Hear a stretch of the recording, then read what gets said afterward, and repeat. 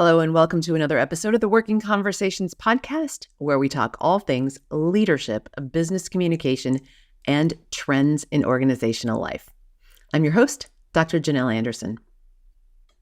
Coming in late, leaving early, long personal phone calls during the workday, going to a spa or a haircut appointment in the middle of the workday without taking vacation time, and not knowing how to make polite conversation in the office or write a professional email.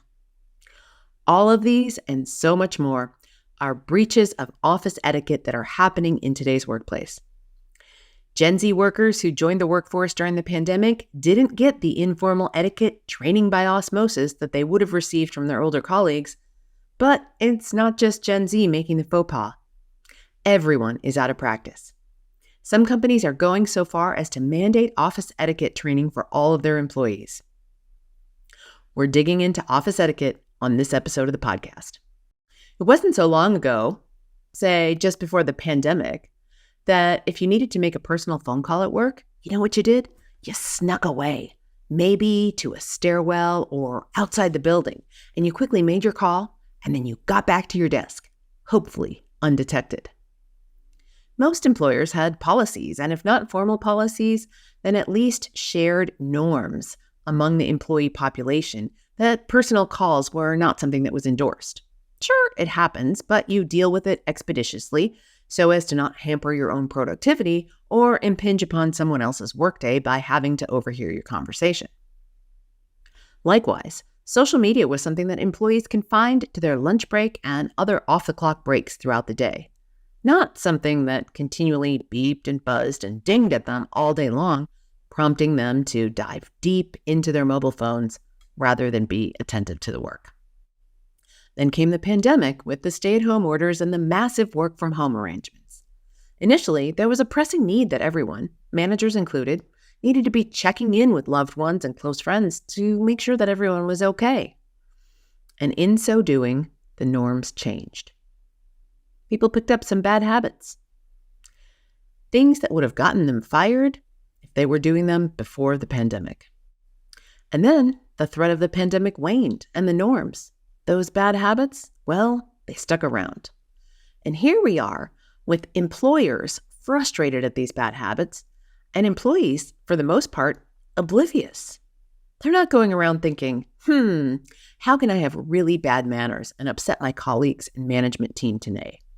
They're just not. But yet, they are coming in late, leaving early, having long personal phone conversations, dressing as if they were going to the gym instead of the office, and hanging out on social media more than actually working, and disappearing for hours in the middle of the workday without telling anyone, much less asking for permission. That's the behavior part. But then there's also the business skills part. People have lost the ability, or maybe they never had it in the first place, to write professional emails, to make eye contact in meetings, to give constructive feedback, or to take instructive feedback, or offer it up themselves, and make polite conversation in the office. In a study by ResumeBuilder.com, 95% of the managers surveyed said that Gen Z was competent at the technical side of their job, but only 62% of them said that Gen Z employees were competent at the interpersonal side of their job.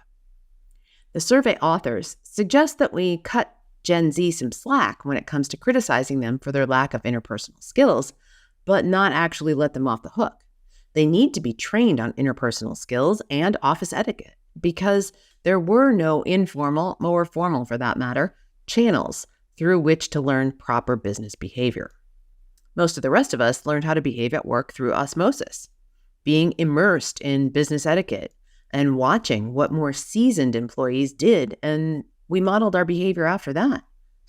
And of course, we learned from our mistakes in real time through disapproving looks from our older colleagues when we screwed up.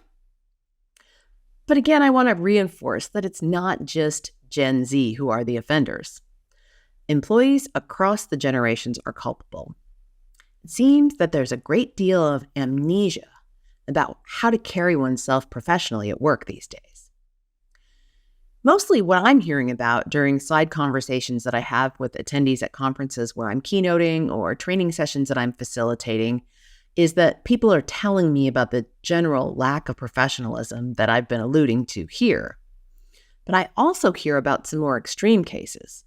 For example, extreme political opinions and discourse, swearing, and even vaping and drug use at work. I'll come back to revisit those more extreme ones towards the end of this podcast. Now, it really wasn't that long ago when we did our personal business on our lunch break or after work or on the weekends. And as for doctor appointments and dentist appointments, well, you used paid time off and you logged it in the system. And you usually let your boss know that that's where you were going to be.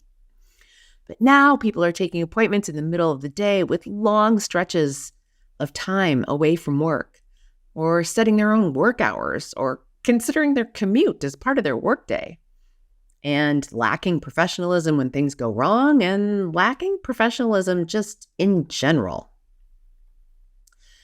Now, if you happen to be thinking that this doesn't apply to you because the workforce has the upper hand and employees get to do whatever the heck they want, well, I want you to think again. The tide is turning and there is more equal footing at work.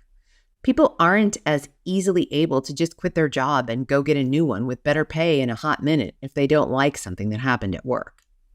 If you want to keep your career on track, even if you do leave one employer to go to the next, people do talk, your reputation follows you.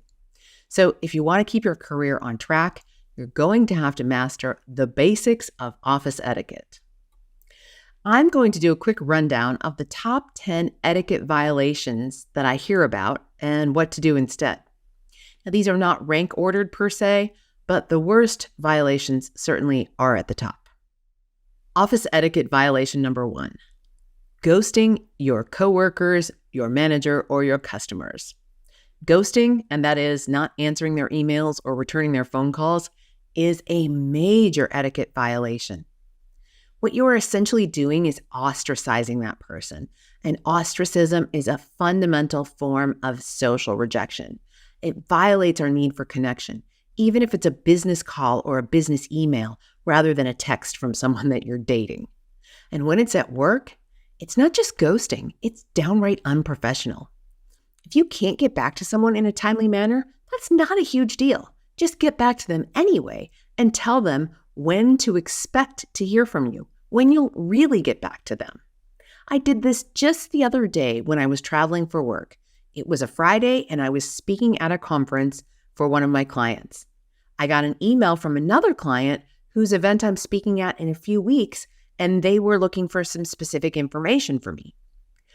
I couldn't get it to them at that time because of my prior commitment. But I sent them a quick email explaining that I was speaking at a different conference and that I would get back to them on Monday. And then guess what I did?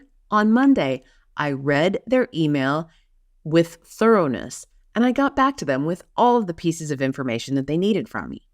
So I did what I said I was going to do. I got back to them in a timely fashion, but I didn't ghost them. I saw that email, knew I couldn't respond in earnest, and I let them know when to expect a response. That's what you should do instead of ghosting. Email etiquette breach number 2, not being able to make polite conversation. Now, not everyone loves small talk, to be sure. But before the meeting starts, whether the meeting is in a good old-fashioned conference room or if it's on Teams or Zoom or WebEx, if you're lost in your mobile phone, doom-scrolling social media, or pretending to be absorbed in an email while everyone else is sharing idle chit-chat, well then you are in violation of office etiquette. Even the most introverted among us can at least follow along with the conversation by making eye contact and nodding or smiling occasionally. Or better yet, chime in with your own opinion on the weather or the favorite sports team or whatever the topic of conversation is. Just get your face out of your phone and connect with your colleagues. Office etiquette violation number 3, having zero self-awareness. If it never occurs to you that other people have perceptions of you, then I am especially talking to you. They may not like that you make smelly food in the office microwave, or that you chew your food very loudly during meetings, or that you take your shoes off during meetings or in your cubicle.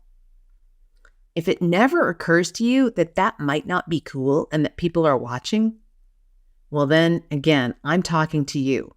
Remember, you're not at home anymore. You're in a public setting. People can see you and they can smell you, whether that's your food or your feet. Remember that and have some social awareness about how you're being perceived at work. Head up, look around, make eye contact, smile, and try not to smell. Office etiquette breach number 4. Writing things in an email that you would never say to somebody in person. Now, if you're not sure if this is you, I want you to listen to episode number 128 of this podcast, Why People Are Rude and Worse Online. In that episode, I discussed something called the online disinhibition effect. This is the idea that we might write something in an email or in a chat that we would never say out loud to somebody else because it's rude, insensitive, or worse. When we are in an online environment, we often forget that there is a 3-dimensional human being with feelings and emotions and sensitivities on the receiving end of that communication. We need to be mindful of that and never type out anything that we would never say to a person if they were sitting across the desk or across the conference room table from us. So again, if you need a primer on that, you're going to refer to episode 128, Why People Are Rude and Worse Online, when I talk about the online disinhibition effect. Office etiquette breach number 5, not knowing how to write a professional email. Now, emojis are okay in instant messaging and in emails with people that you know really, really well, but they are not the norm in written business communication, including email. Also, spell words out fully. The letter U is not the substitute for the pronoun you, spelled Y-O-U. Also, don't write in run-on sentences. Reread your emails before you send them. And if you have big, long run-on sentences, break them into grammatically correct, brief sentences. It will keep and hold the attention of your reader better. You also want to make sure you're using proper capitalization and punctuation.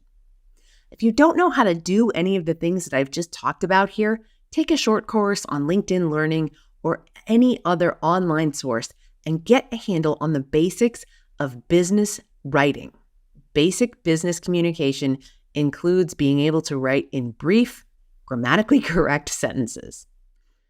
Office etiquette breach number 6, avoiding someone you have a conflict with. It's okay not to see eye to eye, especially if it's a work issue. In fact, it's important to have productive, healthy conflict at work. That makes the work product better. When we challenge each other's assumptions and hold each other accountable, we all elevate. But to avoid someone who criticizes you or that you have a conflict with is downright unprofessional. Listen to my podcast episode on difficult conversations to get the basics and then hold the conversation. Professionally, of course. Office etiquette breach number 7, passive-aggressive behavior.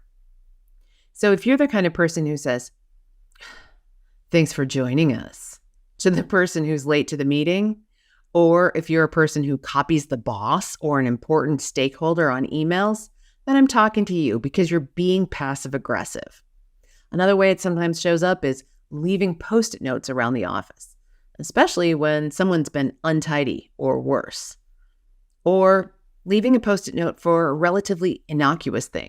For example, "Need more gel pens with blue ink." Post-it note on the office supply cabinet. Just tell the office manager or send them an email. Office etiquette breach number 8, noise pollution. Either putting your calls on speakerphone when you're not in a private office, or even if you are in a private office, putting your calls on speakerphone when you don't have to. Sometimes those office walls are awfully thin. Another way you might do noise pollution is listening to music without earbuds, or radio programs or podcasts, or singing or humming or whistling along to music even when you do have earbuds in. Just remember, in addition to people seeing you and smelling you, they can hear you. So be respectful of the noise area around where you're working. Office etiquette breach number 9, and this one was around long before the pandemic, leaving a mess in the office kitchen or the office bathroom. Be tidy, clean up after yourself. If you spill something or make a mess or make a smell, just try to put the room back to the way it was before you were there. Just, again, it's basic respect for your fellow humans by doing that. And office etiquette breach number 10, showing up late, leaving early, and telling no one. So keep regular business hours. Now that the pandemic is over, the expectation is that you are going to be working regular business hours. Now, if you have extenuating circumstances, whether that's all the time or once in a while, just make sure you're letting other people know when to expect you if you're going to be coming in late, or when to expect that you'll be leaving. And if you are working a shorter than usual workday, set the expectation for when you're going to make those work hours up, whether it's in actual time or whether it's in actual productivity. Not all offices are managing to the hours worked, but if they're not managing to the hours worked, they are managing to your productivity and your results. So if your work hours have to change for some reason, just make sure you set the expectation for how you're going to get that work made up. Now, as I promised, if you have some of these more egregious issues, like swearing, vaping, political ideology being spread around, do yourself, your coworkers, and the offender themselves the courtesy of explaining why their behavior doesn't fit professional standards. Tell them where their behavior is off and give them some specific and concrete suggestions of what to do instead. Let them know that you genuinely care about their career development and that whatever the behavior is that they're doing, that it's a career-limiting move. This is particularly important if you are their manager. You have an imperative to educate them. It is your ethical responsibility to clue them in on professional behavior. And I don't mean in a passive-aggressive way. I mean specifically, tell them what they're doing wrong and what to do instead. Because if you're not doing that, then you're not doing your job. Don't assume that everyone should just know. In this post-pandemic world and with Gen Z coming into the workforce during the pandemic, everyone doesn't just know. All right, so yes, if you are like many of my clients and those in my audiences who are concerned that office etiquette has gone out the window, you're right, it has. And it's time to bring it back. Share this episode with someone who might need a primer or a refresher. And don't do it in a passive-aggressive way. Be transparent. Let them know there are some specific tips in this episode that you think they need to learn. And tell them that you've got their best interests at heart, because you do. And their future is on the line. Remember, the future of work is not only about technology. It's about the values that we uphold, including etiquette, the communities that we build, and the sustainable growth that we strive for. We need to keep exploring, keep innovating, and keep envisioning the remarkable possibilities that lie ahead. As always, stay curious, stay informed, and stay ahead of the curve. Tune in next Monday for another insightful exploration of the trends shaping our professional world. Until then, my friends, be well.